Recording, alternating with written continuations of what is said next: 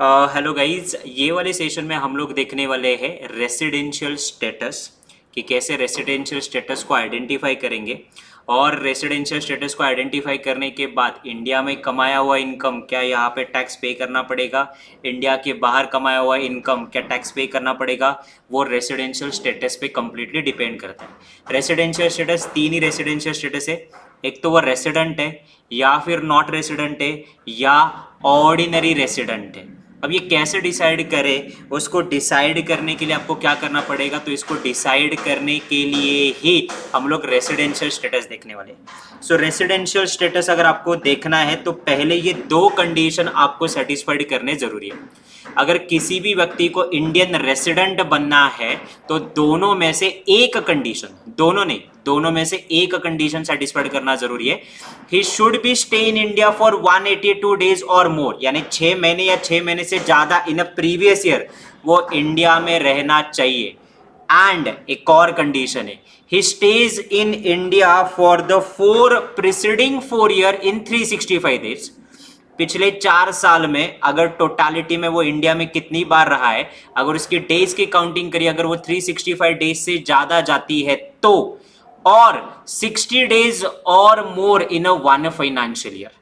अब ये दोनों कंडीशन में से एक कंडीशन अगर सेटिस्फाइड हो गया then he is a resident person, और दोनों ही कंडीशन सेटिस्फाइड नहीं हुए then he is a non resident.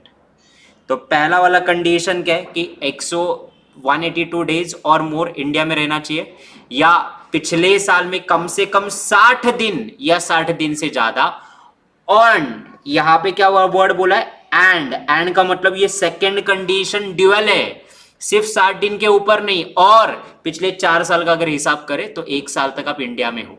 तो second condition is inclusive. Inclusive का मतलब सेकेंड में जो दो कंडीशन है कि 4 साल में 1 साल और 60 दिन के ऊपर, ये दोनों फुलफिल होने चाहिए, और सेकेंड एंड वन में से दोनों में से एक कोई तो भी फुलफिल होनी चाहिए। अगर ये कंडीशन फुलफिल होती है then it is a resident, नहीं होती है तो नॉन रेसिडेंट। अगर कंडीशन फुलफिल होती है और आंसर रेसिडेंट आता है तो ये देखना पड़ेगा कि ये ऑर्डिनरी रेसिडेंट है कि नॉट ऑर्डिनरी रेसिडेंट है। अब ऑर्डिनरी रेसिडेंट करने के लिए भी उसको नीचे के दो कंडीशन सेटिस्फाइड करने पड़ेंगे, दोनों में से एक कंडीशन। पहला, पिछले 10 साल का अगर हिसाब निकाले तो 10 साल में से 2 साल वो इंडिया में रिसाइडिंग था, या पिछले 7 साल का अगर हिसाब निकाले तो 7 साल में 730 डेज, ऑलमोस्ट इसका मतलब 2 ही साल वो इंडिया में था। अगर ये दोनों में से एक भी कंडीशन हुआ तो वो रेसिडेंट है, ऑर्डिनरी रेसिडेंट है। बट दोनों में से एक कंडीशन नहीं हुआ तो वो रेसिडेंट तो है बट नॉट ऑर्डिनरी रेसिडेंट है। कैसा वाला है, नॉट ऑर्डिनरी रेसिडेंट। तो सिंपल सी कंडीशन एक बार क्विकली रिवाइज करते हैं। 182 डेज और more condition fulfil, welcome, congratulation, you are a resident. अच्छा, ये फुलफिल नहीं हुआ, दूसरा हो रहा है क्या, देखो, क्या पिछले 4 साल में से 365 दिन आप इंडिया में थे, एंड 60 डेज और मोर पिछले साल आप इंडिया में थे, yes, congratulation, you are a resident. Resident है तो देखो ऑर्डिनरी रेसिडेंट है कि नॉट ऑर्डिनरी रेसिडेंट है। 2 साल इंडिया में रहो पिछले 10 साल में, या 7 साल में से 730 डेज इंडिया में रहो, ऑर्डिनरी नहीं, नॉट ऑर्डिनरी। और ऊपर के 182 डेज से भी कम, 60 डेज से भी कम आप इंडिया में रहो then you are a non resident. इतना सिंपल है। अब ये जो 60 डेज है ना, ये 60 डेज वाला कंडीशन रिप्लेस होता है, सब्स्टिट्यूट होता है।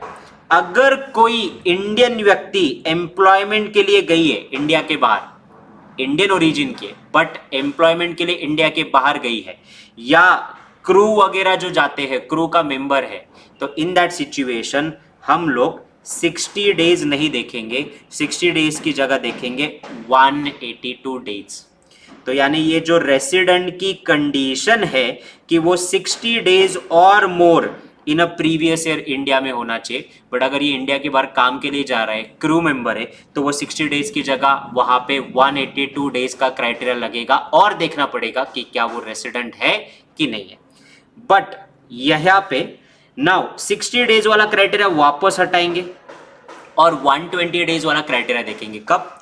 भारतीय ओरिजिन से है, वो इंडियन ओरिजिन से है, इंडिया में विजिट किया है और उसकी इनकम 15 लाख या 15 लाख से ज्यादा है, फॉरेन इनकम छोड़ के इंडियन इनकम 15 लाख या 15 लाख से ज्यादा है, हाँ, क्या आप इंडियन ओरिजिन से हो, हाँ, क्या आप इंडिया में विजिट करे हो, हाँ, तो फिर 60 डेज की जगह मैं कितना देखूंगा, तो 60 डेज की जगह मैं देखूंगा 120 डेज।